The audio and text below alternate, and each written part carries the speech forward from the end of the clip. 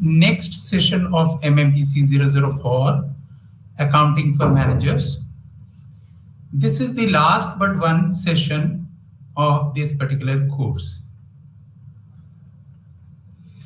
Friends, up to 7th of May, we have covered the following topics. Block 1, Accounting and Overview. In this particular block, we have covered introductions to accounting, preparation of books of accounting, financial statements, preparation of final accounts of companies, and cash flow statement. In block 2, we have covered about cost accounting, where we have covered understanding and classifying cost, absorption and marginal costing, activity-based costing, cost volume profit analysis. Up to this much we have covered last time. A part of the budgetary control also we have done. So now today we are going to cover application of cost accounting, block 3, budgeting and budgetary control, and unit 11, variances. In block 4, we are going to cover financial statement analysis, the understanding annual reports. Friends, let us just take the baton forward for the earlier session we had, which was partly completed last week. It was about budgeting and budgetary control. So what kind of budget we have? What are the, steps for formulating the budgetary process, their system installation, and many other things we have discussed about the budgeting beauty. But today, we are just going to discuss about the performance budget. The performance budgeting, in a way, in the name only, it is just giving you the idea that there we are to just look at the panoramic view of the organizations. Precisely, performance budgeting or program budgeting has been designed to correct the shortcomings of traditional budgeting. Now, see, now there is a process or there is an attempt to correct the shortcomings of the traditional budgeting by emphasizing the management's consideration and approaches.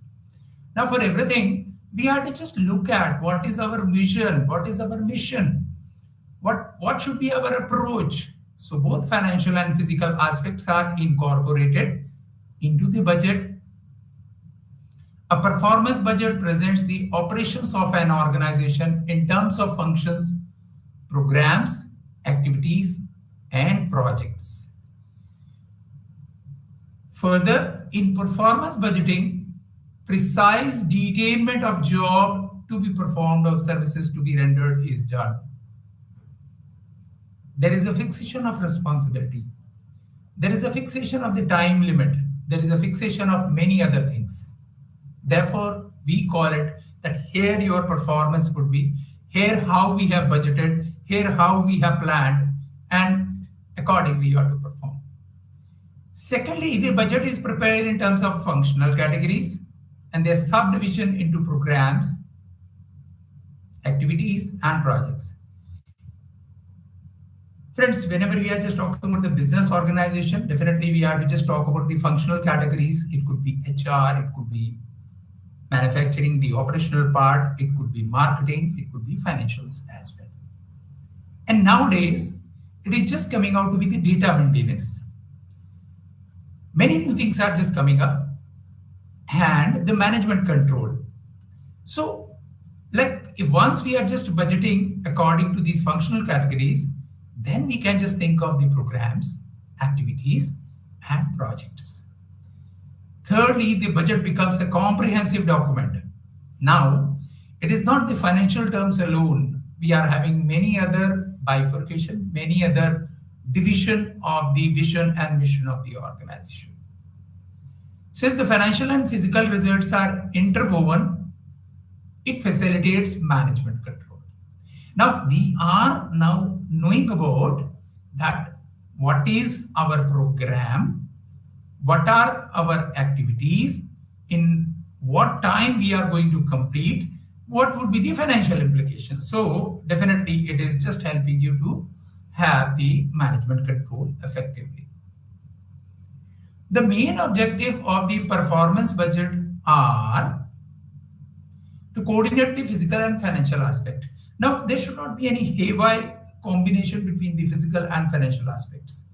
We should be very careful that the physical aspect should be incommensurate with the financial aspects. Because if suppose our physical targets are more and financial implications are less, definitely there will be a less performance.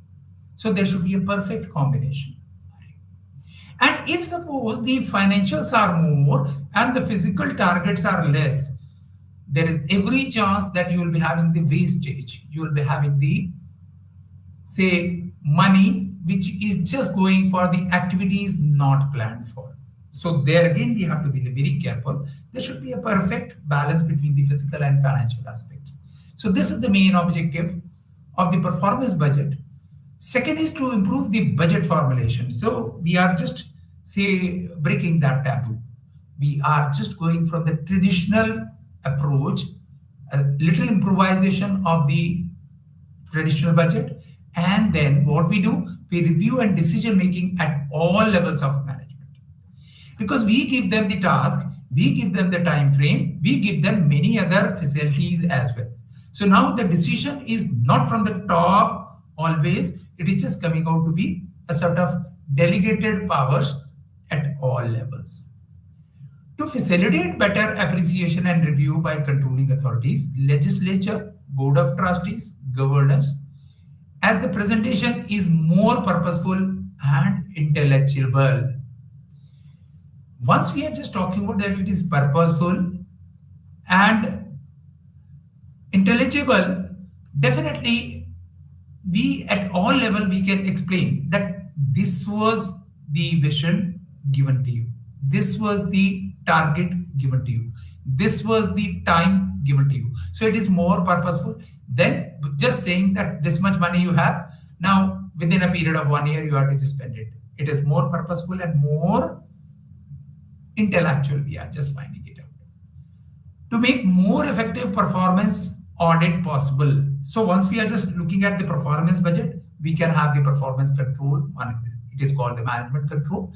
And likewise, we can just think of that this was your standards fixed. This is your performance. If it is just coming out to be okay, or there are some variances that we are just going to discuss in the financial terms a little later. To measure progress towards the long-term objectives which are envisaged in a development plan. Now you can measure because you have bifurcated, you have divided, you have just given a very, very pragmatic approach in the performance budget. The long-term objectives are just given step by step, say their bifurcation. So at least you can just measure your progress where you are. Performance budgeting involves the evaluation of the performance of the organization in the context of both specific as well as overall objectives of the organization. Now you can think of that if the particular component is performing well, definitely the overall objectives would also be having an edge above. But if suppose a particular unit is not performing well, definitely there will be a combination of the performing well and not performing. And then the situation may be break even, not more, not less, but it may be sometime that if more units are just coming out to be less progressive, then it could be on the decline also. It presupposes a crystal clear perception of the organization objectives, internal and short-term business objectives, as stipulated in the budget, in particular by each employee of the organization. Now, there is a democratization of the activities with respect to their financial aspects. Irrespective of his or her level, It thus provides a definite direction to each employee and also a control mechanism to higher management. Now, there is a clear direction to the employee and there is a clear mandate at the higher management that what they are supposed to control. Performance budgeting requires the preparation of periodic performance reports. Such reports compare budget and actual data. Now, there is a comparison. There is a sort of management control. And if suppose there are some variances, of course, say in every organization at every level, you will be finding out certain variances, little less, little more, little, say, varied one, and so on. So their preparation is greatly facilitated if the authority and responsibility for the incurrence of each cost element is clearly defined. Okay. Within the firm's organizational structure, in addition, the accounting system should be sufficiently detailed and coordinated to provide necessary data for reports designed for the particular use of the individuals or cost centers having primary responsibility for a specific cost. So here, friends, we can just understand that the financial data is of paramount importance. Wherever they want to have a management control, cost control, or cost budgeting, definitely the accounting part is to be invoked more effectively so that at least the data, the detailed data could be provided to the people who are going to monitor and say arrive at the variances. Another aspect of budgeting is zero-based budgeting. Zero-based budgeting. Now here we can just think of that you don't have any money. You are starting from scratch. So how it goes?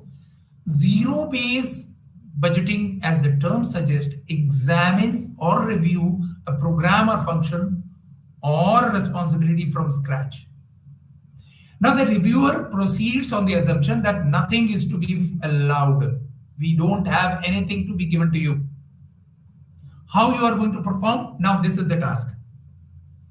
Therefore, the manager proposing the activity has to justify. Now they are to justify because you don't have money. It has been presumed that you don't have money. So everything is to just come out with the utmost justification and saying so that the activity is essential.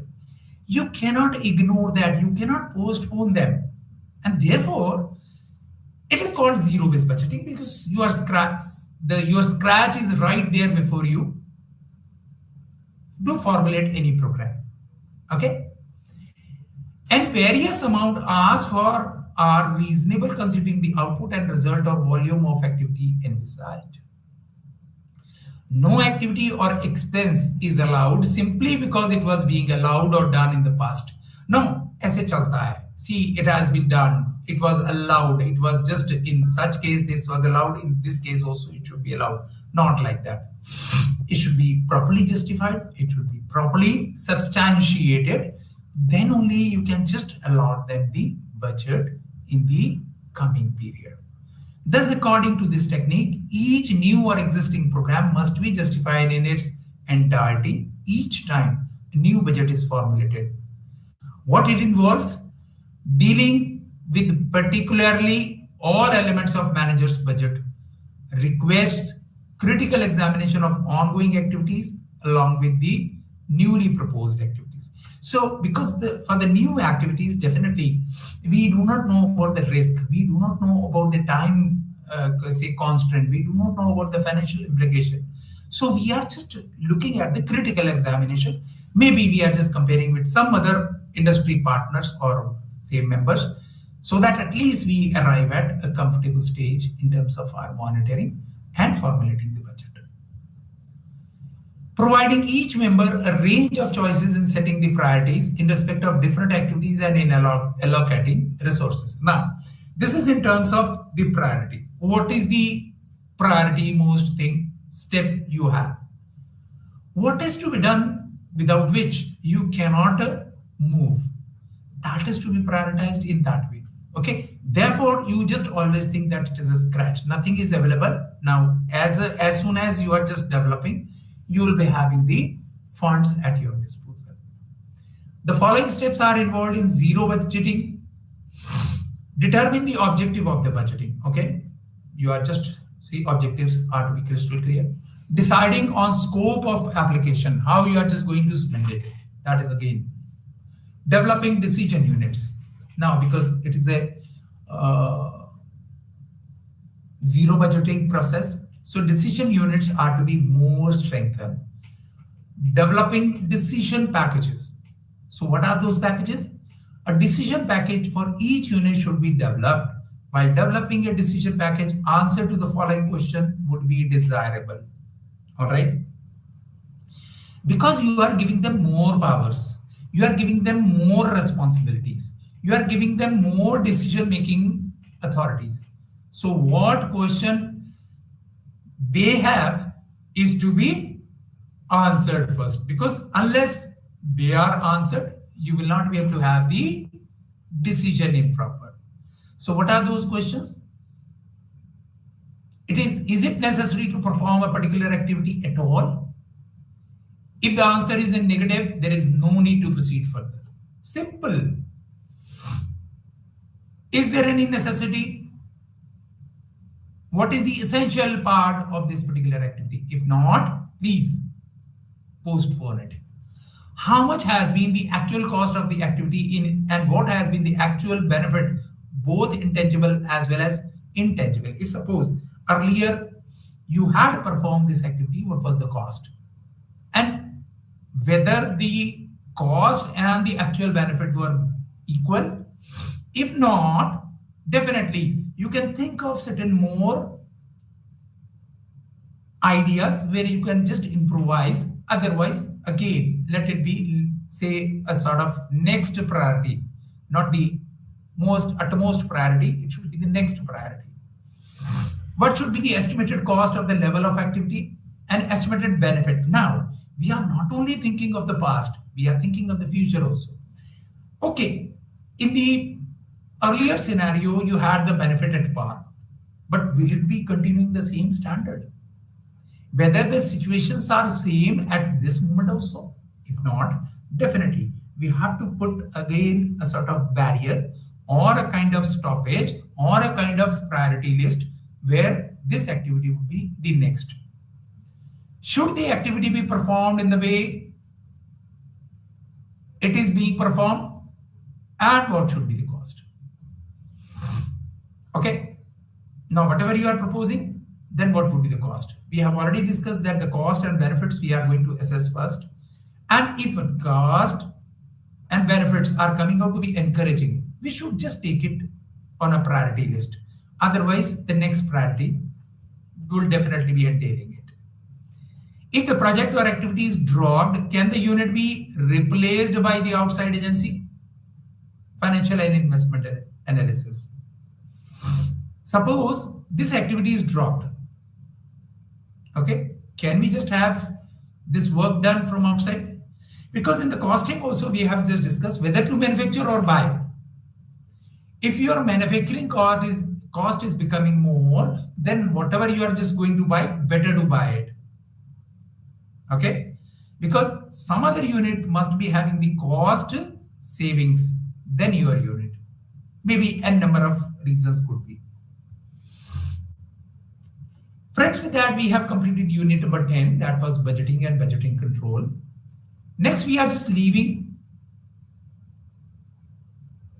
And now we are reaching to the variance analysis. So once we are leaving the activity, the monitoring starts. What monitoring says? What was the standard and what is the actual performance? Okay, so variance are exactly same. What we say, variance is the difference between the budgeted and the actual level of activity. Now we have thought of that our standard budget would be 10,000 rupees and the actual level of activity had been performed in 9,900. So in case we are just going for the zero budgeting, we will now be thinking that, okay, can we just put it up to 9,000? Will that be okay? Because 10,000 was a pragmatic approach. We have just thought of in a sort of estimated way. Now the situations have been improved. We can put it as 9,000. It had been just given you the idea only because of that variance you have adopted for. You are in know of it that this was your budgeted amount and this is your actual level of activity. This is the actual cost now you are arriving at. Since, as explained earlier, the profitability of a business depends on both cost and sales. Okay? Therefore, it is important to analyze both cost and sales variance. All right? Because the cost variance will be just giving you the idea that, okay, this is your spending, which is just coming out to be more or extremely high or at a medium level. Or it is less, medium level and very less owing to n number of reasons. And about sales, your efforts are more pragmatic, more powerful, therefore your sale is also coming up well. So the cost variance is the difference between what should have been the cost, particularly termed as standard cost, what I just told you, and what has been the cost, actual cost. If the actual costs are less than the standard cost, the variance is termed as favorable. I told you if your standard cost is 10,000 and now your actual cost is just coming out to be 9,900, that means it is favorable for you because you could control the cost. But if the actual cost is more than the standard cost, that means it is adverse or unfavorable. Again, there is a tolerance limit. We can just think of little more advanced studies according to our own perceptions. But once it is just coming out to be minus, that means your actual expenditure are more than the standard, say, expenditure. That means the adverse started, unfavorable turned. So definitely that particular trend we have to reverse. When we are just talking about the sales variance, it is the difference between what should have been the sales termed as budgeted sales and what have been the sales. Now here we are having the revenue. We are to work hard in both ways, whether it is cost or sales, because in sales we have to collect the money from the, say, our prospective customers. So again, unless you have the sales, the cost would be leading to a loss. Okay, because you are incurring the cost first. Sale would be taking place later.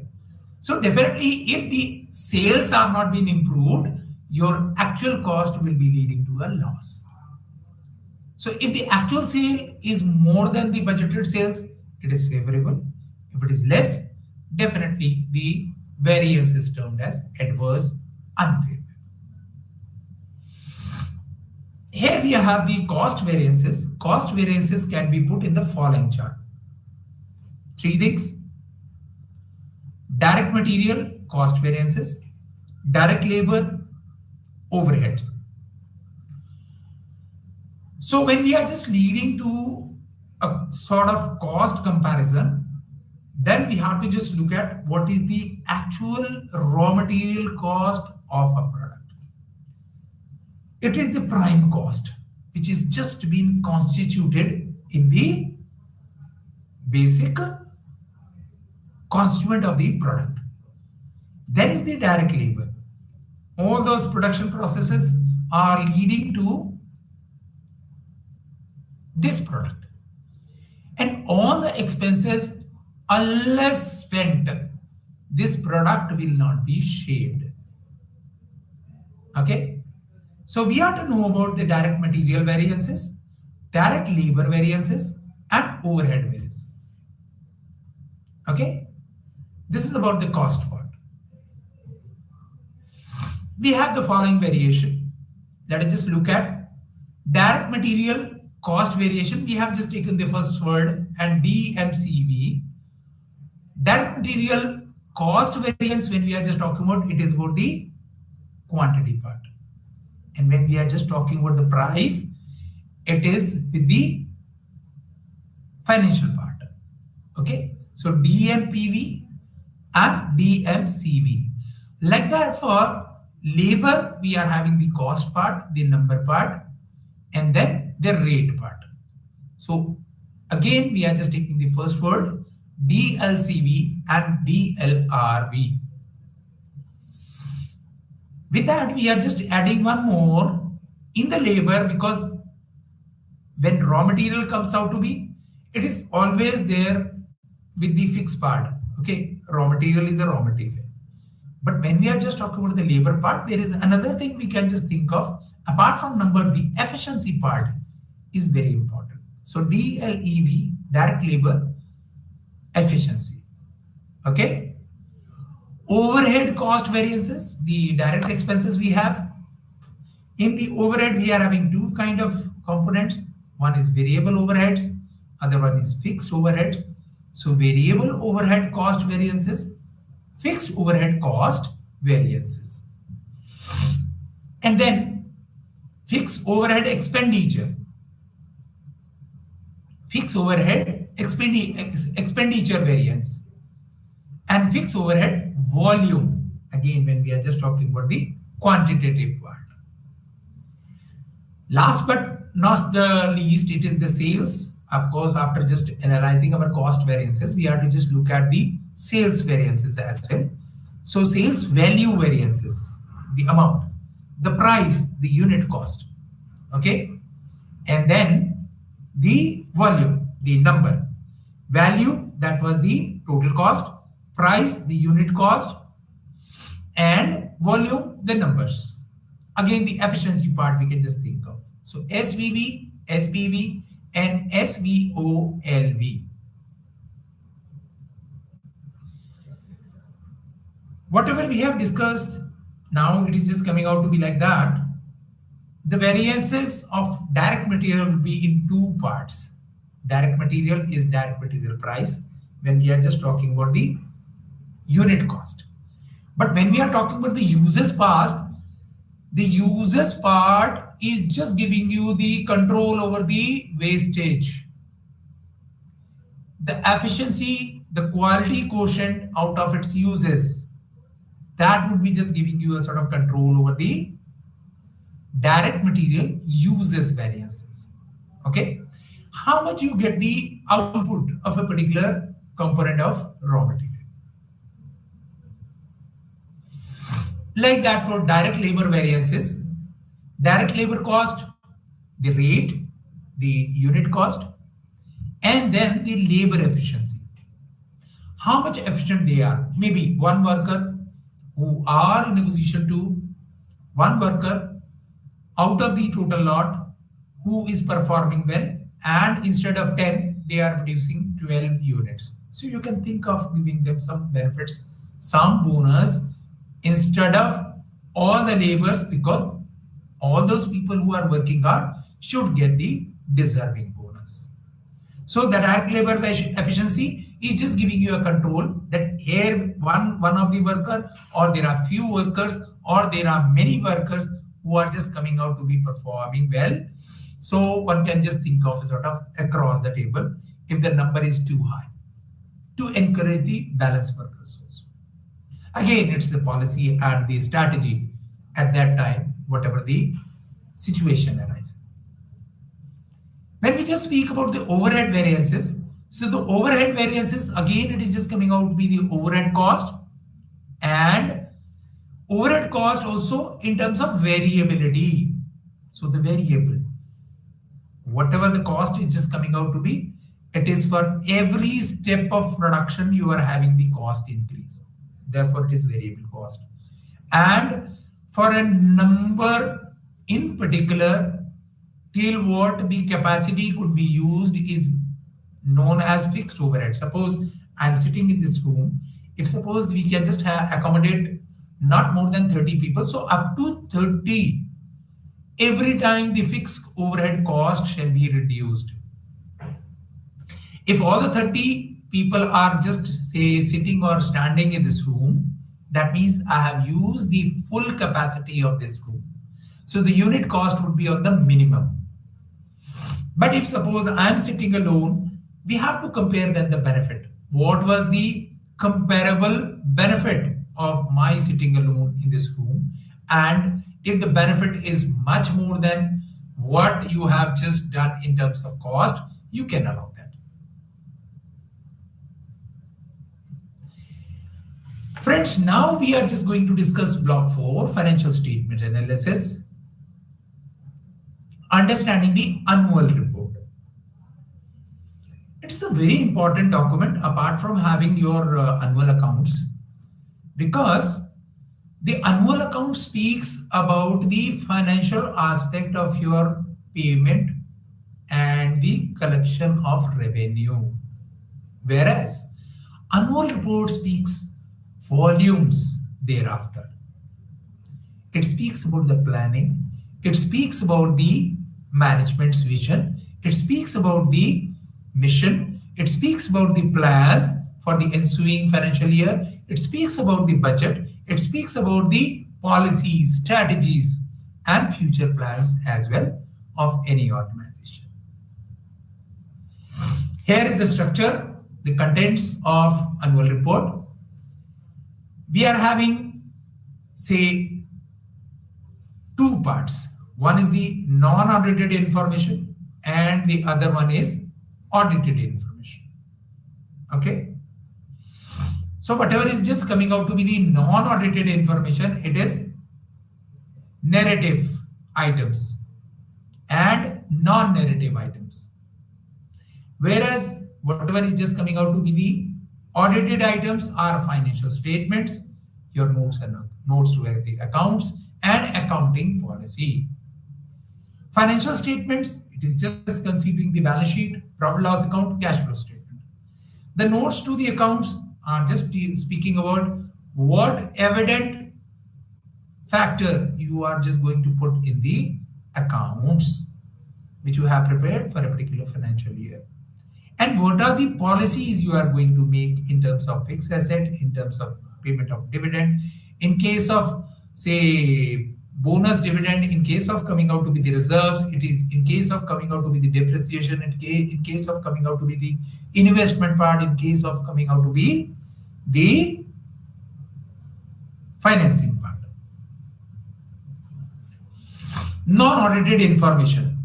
The non-audited information is further classified into, we have already seen it, narrative items and B, non-narrative items. Wherever we are just talking about the narrative items, it is the annual report. Following are some of the important statements. What are the important statements? The chairman's statement. Definitely, the panoramic view would be given by the chairman. The director's report, the one could be operative, could be financials, could be marketing, could be HR, could be data maintenance, could be control, activity control. So all these directors would be reporting to the senior most director, the managing director, and the managing director or the director's report would be there as non-narrative, narrative items, sorry, not non-narrative, it is narrative items. It has to be explained and narrative has to be made. Statement of corporate governance. See, what are you just going to have the governance part? Important. What are you just going to look at the audit report? Your view. How you are just going to review the director's responsibility or maintaining the status quo or going to give them more responsibility in the coming period. Whether your business could sustain in the market or otherwise. Management discussion and analysis. Whatever was the discussion in the higher level, once you have just had the performance and the activities completion, this kind of report would also be a narrative. It will be creating the image of the organization. Chairman's statement. Now, when we just speak about the chairman's statement highlights corporate activities, strategies, researches, labor relations, main achievement. And what it focuses? It focuses on future goals, growth.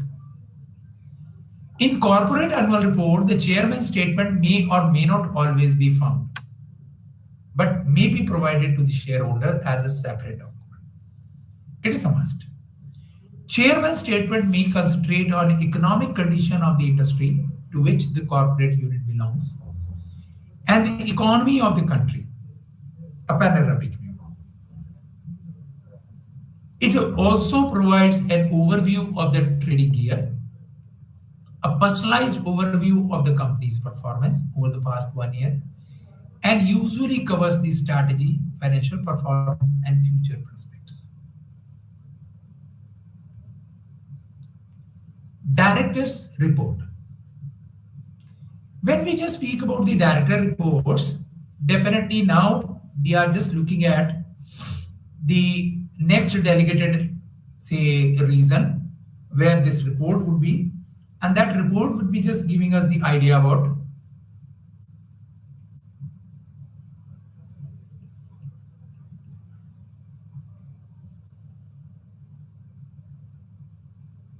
now. Its principal objective is to supplement the financial information with other information considered necessary for a full appreciation of the company's activity. You must appreciate because you are the person who are paid for it, and therefore one has to be little prompt in all those matters by just going for looking in full for the company's activities and to appreciate that also. Appreciate means you have to just give a due cognizance to that. A description of the principal activities of the company. One, a fair review of the current and future prospects of the business. Maybe it is the delegated one. And then what we just speak to, information on the sales, purchase, and valuation of assets. How much dividend you are recommending? What are the employee statistics? Whether we have given more employment than last year, whether we have gone for the quality quotient, whether we have gone for the training, and so on. Okay. Names of the directors and their interest, details of political and charitable donations. And then operating and financial review. Then we are just talking about the operating and financial view. These are the physical target and the financial targets likewise. Now, this is a statement in the annual report which provides a formalized, structured explanation of the financial performance. How you have performed on the edge or on the downline. What is the trend? The operating review covers items such as operating results, profits, and dividend. If your dividend is on the rise, if your shares are on the rise, definitely there is a progress evident. The financial review discusses items such as capital structure and treasury policy. It's not that you are just improving the capital structure, but your revenue results should also be proper. Okay.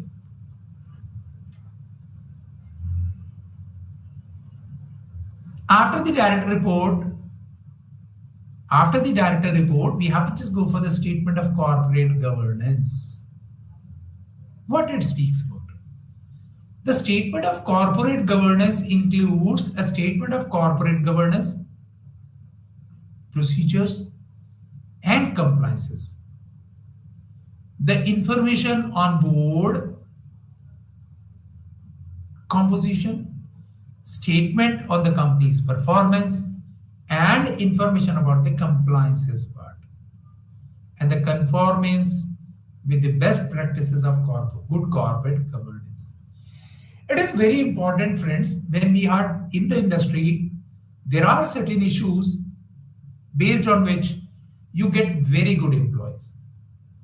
There are certain parameters based on which your company is given the higher rank. There are certain parameters, some statements, there are certain compliances where you could be adjudged the best organization. So it is just because of the corporate governance. It is just because of the corporate governance. Because when we are just looking at the procedure and compliances, very important. Whether we have submitted our reports, the compliance reports, the company law, say the registrar of companies, whether we have submitted our returns in time, whether we are the best compliant of the tax revenue, whether we have the board composition, it's proper, it is fairly justified, whether we are having the company's performance improving, whether we are following the best practices for the good corporate governance. Okay? Because in any case, you can do whatever you feel like, but always think of that there is someone who is watching you. There is someone who will be just looking at you and they are judging you, they are just giving you the ranks. If you do well, you will be getting good rank. If not, definitely your rank will be on the lower side. Okay? Auditor's report. Auditor's report is important. Why? Because each corporate house, they are supposed to get their accounts audited compulsorily. Okay? It is an obligation. You have to. Unless there is a statutory audit, unless there is a compliance audit, unless there is a tax audit, the company's balance sheet shall not have the relevance or the beauty or the kind of recognition at different platforms. So auditors report. For all the structures, corporate bodies, it is essential. The independent and external audit report. See, we can just think of our internal audit. Internal audit is a tool where you can just think of having all the control mechanism complied, right? But then there should be someone who is independent of the corporate world of your company. The one who is just looking at pragmatically or critically. And they can give their professional view in what way you are a bigger compliant or otherwise. Okay? The independent and external audit report is typically published with the company's annual report. Is a must. The auditor's report is important because banks and creditors, now see how people are looking at you. The auditor's report is important because banks and creditors require an audit of a company's financial statement before lending to them. You must have the audited accounts so that at least they could assess what is the financial viability of your institution, whether you are financially viable or a defaulter. You may be having certain background, but whatever you have now in your financial statement would be leading to a credential movement. So that credential movement would be your credits, where you would be just having certain benefits at a later stage. The auditors shall make a report to the members of the company. The auditors shall make a report to the members of the company. Who are the members? The shareholders. Okay? The auditors are appointed by the board of directors in the AGM with the consent of the shareholders. You are to deploy them, appoint them on behalf of the shareholders. So it is the obligatory duty of the directors to get the accounts of the company audited every year by the qualified auditors. So now here, who are the qualified auditors? Institute of Chartered Accountant. And if suppose we are just going for the cost accountant. If suppose we are just going for the financial part, the management control part, we can think of certain other professionals as well. Okay.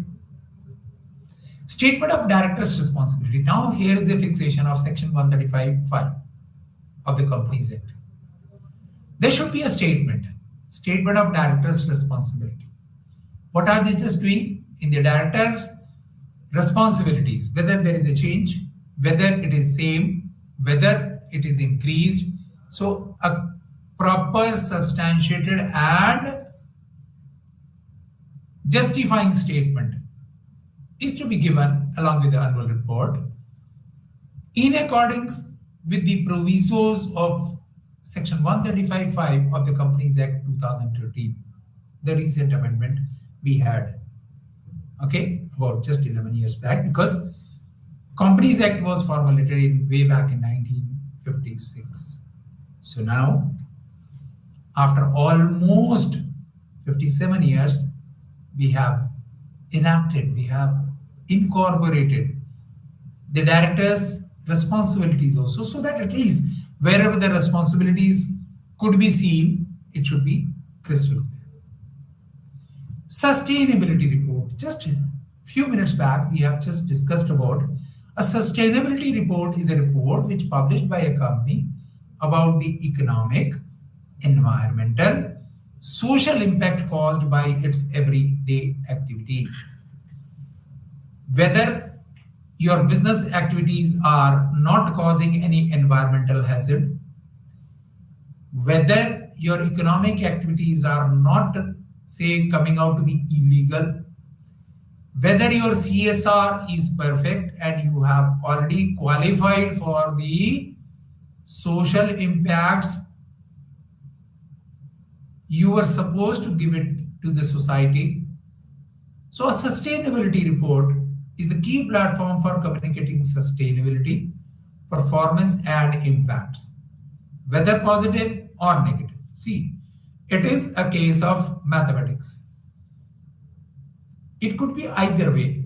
It could be, say, status quo, that you are neither very good nor very bad, you are an average player, or it could be that you are really progressive, you have gone ahead and you have come up very nicely in the past 1 year, 2 years, 3 years, or whatever the period you have done that. Or else you were very good, but then maybe because of certain reasons which could be justified, substantiated also, that your results are not at par with the budgeted or the standard fixed by the company's mission, vision. So, as of now, the things are not in your favor. You are having the adverse results, adverse reports, and with the proviso that you are just having certain standby and corrective measures as well in that. Management discussion and analysis. Now, management, who are the prime responsible people, once the annual accounts are prepared. That is why when we are just talking about the management control once again, it is at the higher level, not at the grassroots level, not at the minimum, say, medium level. Medium level, it would be contributory, but not absolutely or perfect. No. The top management, the brass, the board, or the board of governors, or something like that, they are supposed to just look at and say, have their brainstorming that what was the past result, how to move about with that. So this section is perhaps one of the most important section in the whole of the audit report, annual report. The most standard way for any company to start this section, okay? By talking about the macro trends in the economy, they discuss the overall economic activity of the country and the business sentiment across the corporate world.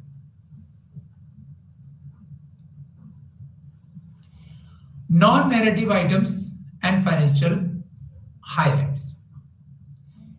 Within non-narrative items, the annual report has the financial highlights of the year, shareholder information. What do? Just come to know about the financial highlights, which is just giving you an information where you are. What is that? year comparison of revenue from operations. Okay, year on year comparison of revenue from operations. Last year it was N, now whether it is N plus 1 or N minus 1. EBITDA, earning before interest, tax, depreciation, and amortization. Because there you are having certain things which you are just finding out available for the shareholders. But because you are having certain other liabilities, other things like amortization, you have to just set up certain expenditure which you have say spent earlier. You have to put a sort of non-cash expenditure depreciation. You have to provide for the taxes as well. You have to provide interest for the debentures or long-term loans. So this is something which we have to just look at. Return on equity, it comes at the last. Whatever we are just providing in terms of provisions, depreciation, interest, tax, amortization, then we reach to ROE, return on activity, and PAT, profit after tax. Highlights of the year. What we do in the highlights of the year, it includes, other than the financial highlights, for instance, launching of new product, brands, opening new showrooms, and the like. Something like that. Something progressive, whatever you have done it. Okay. Some addition of the products, some other products which you have been just taken as brands, and some say whether there are some addition or no addition in the showrooms in the last financial year. So these kind of other informations you are just giving, then the financial highlights. Financial statements. What are the financial statements? Important. Balance sheet. It informs you about what you own and what you owe. The own means it is the fixed asset, the amount of investment, long-term investment you have made to the other organization, and then the liquid part, the current assets you have. The current assets means your debtors, your receivables, short-term investment, and stock. And what you owe is the shareholders, they are the fixed liability.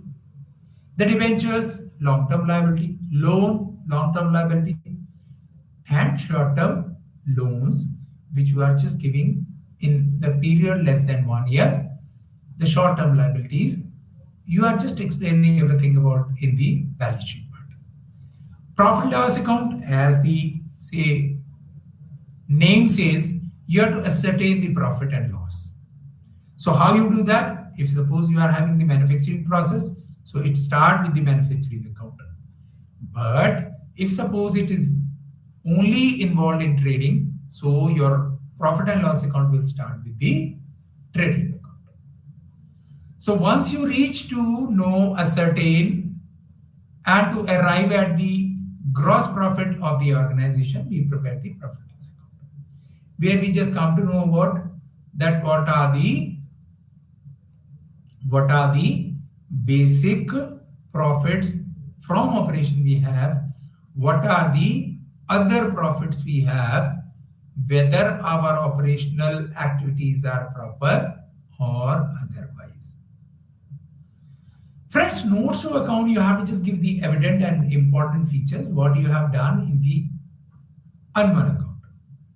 In the financial statement, there you are just explaining about the important aspect of the accounts, so that at least it is been a disclosure in the annual account. When we just speak about the accounting policies, in the accounting policies, it could be regarding the fixed assets, it could be regarding the depreciation, it could be regarding the dividend policy, it could be regarding the profit distribution in the reserves. It could be regarding the other financial plans. So accounting policies are coming out to be a sort of strategic and management part, and notes to accounts are coming out to be the functional part. Difference between the annual report and public company and private company. In case of private companies, the annual report is prepared following the Section 134, other applicable provisions of the Companies Act. Whereas for public companies, it is just coming out to be as per the regulations of 32, 34, Schedule 5 of SEBI's LODR, listing obligations and disclosure requirements. Second, the annual report for a private company, one whose stock is not traded on the open market, classified, is usually a document that gives the user just a mandatory information how the company performed in the past 1 year. That's because most private companies are closely held. They have a small number of owners, so they are not too concerned about how a large audience will react to the report. On the other hand, a public company's report is often loaded with bells and whistles, such as marketing material designed to tout the company to potential investors and creators. Because you have then the third word also, who are eagerly waiting for your annual report. Third, the annual report for a private company does not always have the financial statements audited. Not always. While the public companies do. Usually the private companies has financial statement audited only if doing so is required to fulfill a business purpose. If required, then only. Green annual report. Friends, a trend has come when we are always thinking that we should save the environment. We should save energy. We should save water. So just like the normal annual report, a green annual report is a comprehensive document that contains information on a company's financial position and performance over the preceding year. The major difference between the normal annual report and a green annual report is that the latter is printed using production processes that save energy, trees, water, as well as reduce waste and greenhouse gases. Okay? So we are producing, we are printing, we are just generating these annual reports so that at least there should be a less energy loss, no tree cut, no water loss, no wastage, and no greenhouse gases. Friends, with that, we have come up to the completion of the last but one session. In the next session, we are going to discuss the block 4 and block 5. Precisely, there will be 4 units we are going to discuss, and thereby would be ending the sessions about MMPC 004. Thank you very much. Namaskar.